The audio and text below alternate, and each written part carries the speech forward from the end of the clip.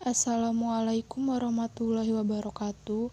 Kami dari kelompok 7 akan menjelaskan materi yang berjudul Manajemen Profitabilitas. Materi pertama akan disampaikan oleh Sekar, materi kedua akan disampaikan oleh Selvina, materi ketiga akan disampaikan oleh Selvi Anggraini.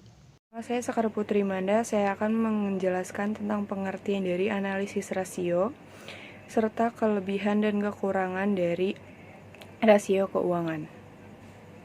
Van Horn, dalam jurnal AstraZeneca Linda, rasio keuangan merupakan indeks yang menghubungkan dua angka akuntansi dan diperoleh dengan membagi satu angka dengan angka lainnya.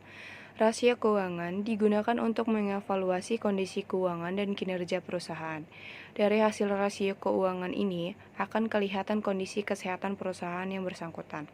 Menurut Sujaja, dalam berlian dalam jurnal AstraZeneca Linda, analisis rasio keuangan adalah suatu metode perhitungan dan prestasi rasio keuangan untuk menilai kinerja dan berstatus perusahaan. Berdasarkan berbagai pendapat tersebut, pada dasarnya, analisis rasio keuangan merupakan informasi penting kepada para pemilik perusahaan, pemegang saham, juga bagi para kreditur. Dapat dikatakan bahwa pengertian analisis laporan keuangan adalah suatu alat yang digunakan untuk menjelaskan atau memberikan gambaran tentang keadaan atau posisi keuangan perusahaan. Selanjutnya ada analisis rasio keuangan yang mempunyai keunggulan sebagai berikut. Yang pertama, rasio merupakan angka-angka atau ikhtisar statistik yang lebih mudah dibaca dan ditafsirkan. Yang kedua, mengetahui posisi perusahaan di tengah industri lain. Yang ketiga, sangat bermanfaat untuk bahan dalam mengisi model-model pengambilan keputusan dan model prediksi. Yang keempat, menstandarisasi size perusahaan. Yang kelima, lebih mudah memperbandingkan perusahaan dengan perusahaan lain atau melihat perkembangan perusahaan secara periodik atau time series. Yang keenam, lebih mudah melihat tren perusahaan serta melakukan prediksi di masa yang akan datang. Selanjutnya, rasio keuangan juga memiliki kelemahan diantaranya 1. Data keuangan disusun dari data akuntansi. Kemudian data tersebut ditafsirkan dengan berbagai macam cara. Yang kedua, prosedur pelaporan yang berbeda mengakibatkan laba yang dilaporkan berbeda pula, tergantung prosedur pelaporan keuangan tersebut. Yang ketiga, adanya manipulasi data dalam menyusun data, misalnya pihak penyusun tidak jujur dalam memasukkan angka-angka dalam laporan keuangan yang mereka buat sehingga hasil perhitungan rasio keuangan tidak menunjukkan hasil yang sesungguhnya. Yang keempat, perlakuan pengeluaran untuk biaya-biaya antara satu perusahaan dengan perusahaan lainnya berbeda-beda. Yang kelima, penggunaan tahun fiskal yang berbeda dan pengaruh musiman mengakibatkan rasio komparatif akan ikut berpengaruh. Sekian penjelasan dari saya, terima kasih. Materi selanjutnya adalah jenis-jenis rasio keuangan. Pertama, rasio likuiditas merupakan rasio yang menggambarkan kemampuan perusahaan untuk memenuhi kewajibannya.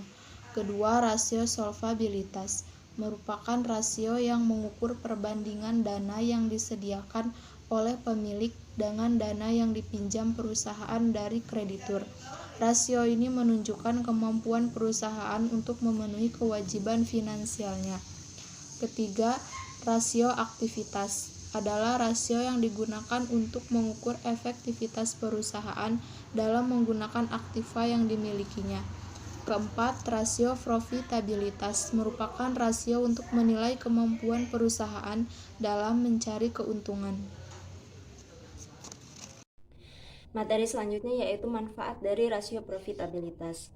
Manfaat yang pertama adalah mengetahui besarnya tingkat laba yang diperoleh perusahaan dalam suatu periode. Yang kedua adalah mengetahui posisi laba perusahaan tahun saat ini dengan tahun yang lalu. Yang ketiga adalah mengetahui perkembangan laba dari waktu ke waktu.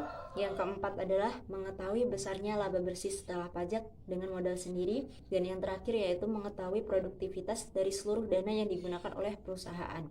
Adapun jenis-jenis rasio profitabilitas yang pertama yaitu ROA, Return of Asset. Rasio ini menunjukkan kemampuan yang dimiliki oleh perusahaan dalam menghasilkan laba dari seluruh aset yang dimiliki perusahaan tersebut. Semakin besar rasio ini berarti semakin efisiensi penggunaan aktiva perusahaan tersebut. Rumus yang digunakan adalah ROA sama dengan laba sebelum pajak dibagi dengan total aset dikali dengan 100%. Yang kedua adalah ROE, Return of Equity. Rasio ini merupakan rasio untuk mengukur keuntungan yang dihasilkan perusahaan dari ekuitas yang dimiliki. Semakin tinggi rasio ini, maka tingkat efisiensi perusahaan tersebut semakin baik. Rumus yang digunakan adalah ROE sama dengan laba setelah pajak bersih dibagi ekuitas dikali 100%. Yang ketiga adalah ROI, Return of Investment. Rasio ini menunjukkan jumlah return aktiva perusahaan. Semakin tinggi rasio ini, maka semakin baik pula bagi perusahaan. Rumus yang digunakan adalah ROI sama dengan laba bersih setelah pajak dibagi total aset dikali 100%. Dan yang terakhir adalah NPM, Net Profit Margin. Rasio ini merupakan ukuran keuntungan dengan membandingkan antara laba setelah pajak bersih dengan total pendapatan bersih. Semakin tinggi rasio ini, maka tingkat operasional perusahaan semakin baik. Rumus yang digunakan dalam NPM adalah NPM sama dengan laba setelah pajak bersih dibagi dengan total pendapatan bersih dikali 100%.